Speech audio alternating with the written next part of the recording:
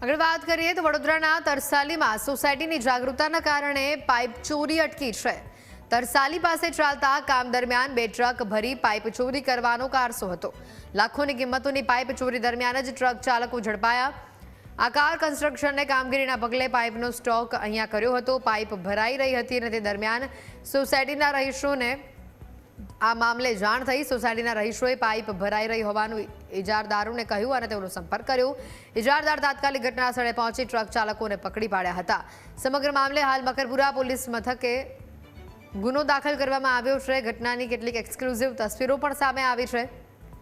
વડોદરાથી આ મોટા સમાચાર। તરસાલીમાં સોસાયટીની જાગૃતતાના કારણે પાઇપ ચોરી અટકી છે। અમે વડોદરા મહાનગરપાલિકામાં કોર્પોરેશનમાં પાણીની ટાંકીની કામગીરી કરી રહ્યા છીએ। એના સંલગ્નમાં અમે પાણીની પીવાની લાઈનો પાણીની પાઇપો જે આવે એ પાઇપો અમે જ્યાં જ્યાં જરૂરિયાત છે ત્યાં એકંદરે પાઇપો ખાલી કરવામાં આવેલી હતી અને અમને સોસાયટીના રહીશો દ્વારા બપોરે 12:30 એવો મેસેજ મળ્યો કે પાઇપો કેમ ભરી રહ્યા છો। તો જ્યારે અમને એવી ખબર પડી કે અમે તો પાઇપો ભરી રહ્યા નથી તો અમે તપાસ કરવા ગયા તો અમને એવું ચોખ્ખું સદંતર જણાયું કે આ પાઇપો ચોરી થઈ રહી છે।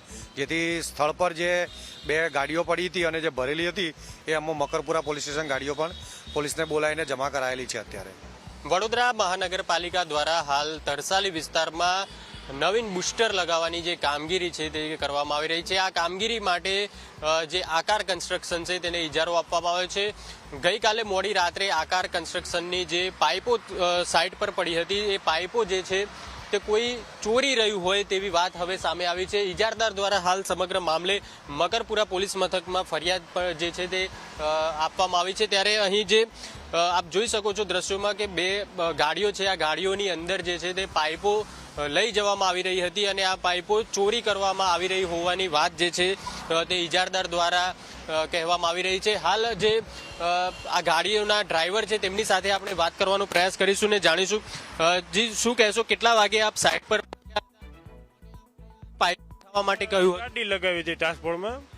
ટ્રાન્સપોર્ટ વાળા ભાઈ કે તમે ભરવા જવા દો, અમારે ચોટીલા અહીંથી અમારે રાજકોટ જવાનું હતું, અમારી ગાડી ખાલી હતી। અમે કે માલ લાગતા જઈએ, આપણે ભરતા જઈએ, આપણે તો ભાડા હમું ઓલું હોય ને આપણે બિલ આવ્યું નહોતું હજી કંઈ એવું કંઈ, અમે અહીંયા પડ્યા હતા હજી। આ કે સોરીનો માલ છે મ્યુનિસિપાલિટી વાળાને એ અમને કંઈ ખબર હતી નહીં, સમજ્યા। અમે તો ટ્રાન્સપોર્ટ થકી જ અમને ખબર છે, બીજું અમને કંઈ જાજી કંઈ ખબર નથી। ટ્રાન્સપોર્ટ વાળા ભાઈ નંબર આપ્યા, બસ અમે ભરવા આવ્યા। કોણ હતું ટ્રાન્સપોર્ટ વાળા? હે, પ્રકાશભાઈ કરીને ટ્રાન્સપોર્ટ છે અમારા અહીંયા। હે, ટ્રાન્સપોર્ટનું નામ તો નથી આવડતું। બિલકુલથી ટ્રાન્સપોર્ટ વાળાએ ટ્રાન્સપોર્ટ દ્વારા તેમને કહેવામાં આવ્યું, ચામુંડા ટ્રાન્સપોર્ટ છે તેમના દ્વારા આ જે ડ્રાઈવરો છે તેમને કહેવામાં આવ્યું કે આ જે પાઇપો પડી છે તે તમારે લઈ જવાની છે, ચોટીલા લઈ જવાની વાત કરવામાં આવી હતી। જોકે જે ઇજારદાર છે તેમના દ્વારા એવું પણ કહેવામાં આવ્યું છે કે અગાઉ પણ તેમની આ પ્રકારે એક ગાડીની ચોરી થઈ હોય તેવું તેમને હાલ જાણ થઈ છે।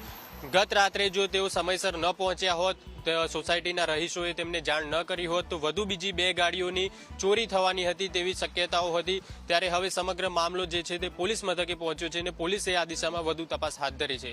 કેમેરામેન સચિન પરમાર સાથે દર્શન ચૌધરી, ન્યૂઝ કેપિટલ, વડોદરા।